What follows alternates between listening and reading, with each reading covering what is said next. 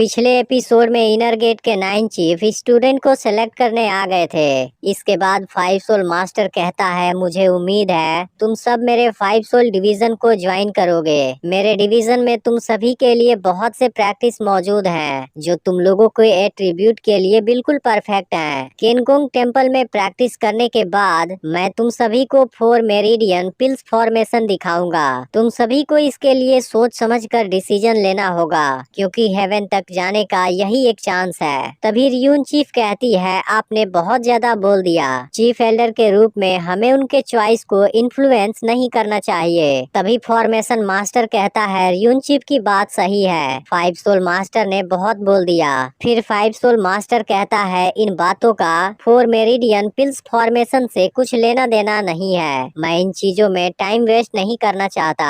इसके बाद ruin chief बताती है, गोल्ड, वुड, वाटर, फायर और अर्थ से फीटल सोल का जन्म होता है। जिनके पास 4 टाइप के क्वालिफिकेशन होते हैं उनको टॉप क्लास का क्वालिफिकेशन माना जाता है, और जिनके पास 5 टाइप के क्वालिफिकेशन होते हैं उनको हाईएस्ट क्वालिफिकेशन माना जाता है। इसके अलावा जिनके पास 4 से कम क्वालिफिकेशन होते हैं उनको मिडिल क्लास क्वालिफिकेशन माना जाता है। मिडिल क्लास क्वालिफिकेशन वाले चाहे जितना भी प्रैक्टिस करें वह लोग हेवनली लेवल को फील भी नहीं कर सकते। यह लोग हमेशा जिंदा तो रह सकते हैं लेकिन फिर भी इमोर्टल नहीं बन सकते और केवल टियानफा कॉन्टिनेंट के प्रैक्टिशनर रहेंगे। आज से 10,000 साल पहले एक बहुत ही पावरफुल प्रैक्टिशनर था जिसने अपने रियून आर्ट से पूरी दुनिया को हैरान कर दिया था और इस पूरे टियानफा कॉन्टिनेंट में सबसे स्ट्रॉन्ग पर्सन बन गया था, जबकि उसके पास केवल मिडिल ग्रेड वाला ही क्वालिफिकेशन था। ऐसे और भी बहुत हैं जिन्होंने रियून रिफाइनिंग के हाईएस्ट क्वालिफिकेशन को पास किया।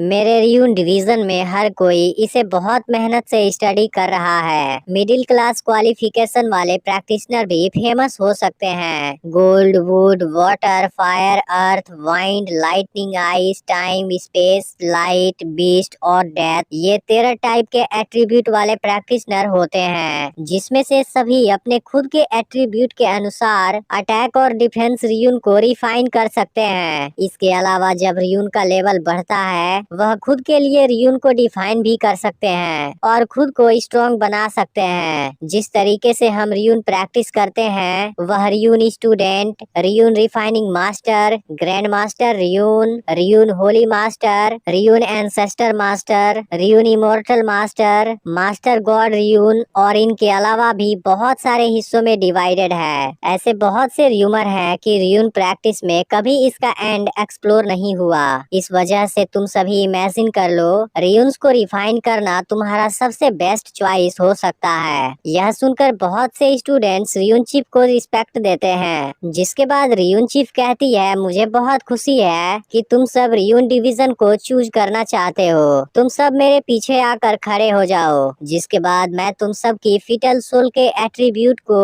रिकन्फर्म करूंगी। तभी सूजियान और बाकी 3 स्टूडेंट सामने आते हैं, जिनको देख रियून चीफ कहती है कि तुम लोगों के पास 5 सोल क्वालिफिकेशन है। अगर तुम मेरे डिवीजन में आना चाहो तो मैं तुम्हें डायरेक्ट स्टूडेंट के रूप में एक्सेप्ट कर सकती हूँ। तभी फॉर्मेशन मास्टर सामने आता है। वह कहता है, हेवन और अर्थ मेरे ही ग्रैंड फॉर्मेशन से प्रोटेक्टेड है। तुम सभी देख सकते हो एक फॉर्मेशन हजारों लोगों को कवर कर सकता है। फॉर्मेशन डिवीजन तुम सभी के लिए सबसे बेस्ट जगह हो सकता है। मैं तुम सभी को डायरेक्ट स्टूडेंट के रूप में एक्सेप्ट करने के लिए तैयार हूँ। जब तुम फेरी गेट में एंटर करोगे तुम्हें फेरी गेट फॉर्मेशन डिवीजन के एल्डर का भी फेवर मिलेगा।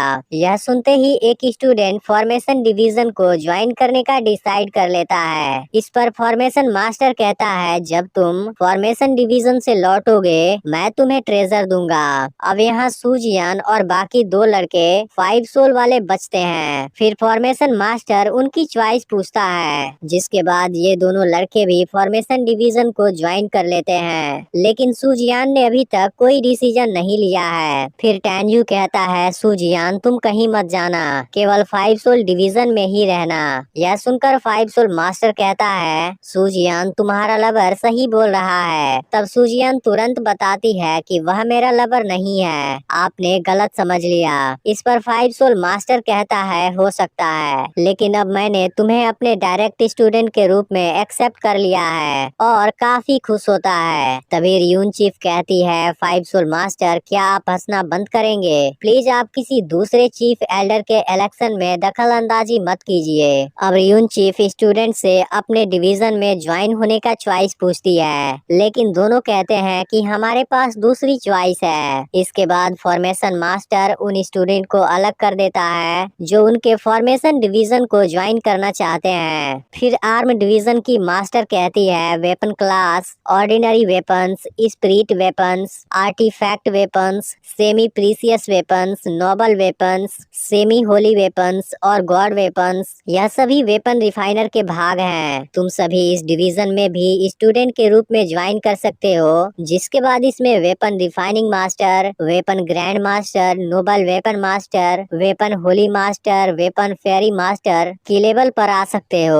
इसके अलावा मेरे डिवीजन में ऐसे बहुत से ट्रेनिंग हैं जो तुम्हारे 5 सोल के लिए बिल्कुल परफेक्ट हैं। अगर तुम आर्म डिवीजन यानी वेपन डिवीजन ज्वाइन करते हो, मैं भी तुम्हें डायरेक्ट स्टूडेंट के रूप में एक्सेप्ट कर सकती हूँ, जिसके बाद तुम लोगों का फ्यूचर जरूर ब्राइट होगा। यह सुनकर रिफाइनर फैमिली वाले 2 स्टूडेंट वेपन डिवीजन ज्वाइन कर लेते हैं। इसके बाद सभी स्टूडेंट अपनी अपनी चॉइस चूज करते हैं। तभी सूजियान 5 सोल मास्टर से कहती है, आप ज्यादा दुखी मत हो, मैं आपके ही डिवीजन में हूँ। इस पर 5 सोल मास्टर कहता है, मैं तुम्हारे फ्यूचर को ब्राइट देखना चाहता हूँ। इस पर सूजियान कहती है, मैं आपको कभी भी डाउन नहीं जाने दूंगी। और इसी के साथ सीरीज के सीजन 1 की लास्ट एपिसोड एंड हो जाती है। वैसे तो अभी तक मुझे सीरीज के सीजन 2 के बारे में कोई भी इंफॉर्मेशन नहीं मिली है, लेकिन अगर आप किसी दूसरी सीरीज की भी एक्सप्लेनेशन देखना चाहते हैं तो कमेंट करके जरूर बताइएगा। नहीं तो मैं जल्द ही एक नई सीरीज स्टार्ट करने वाला हूँ।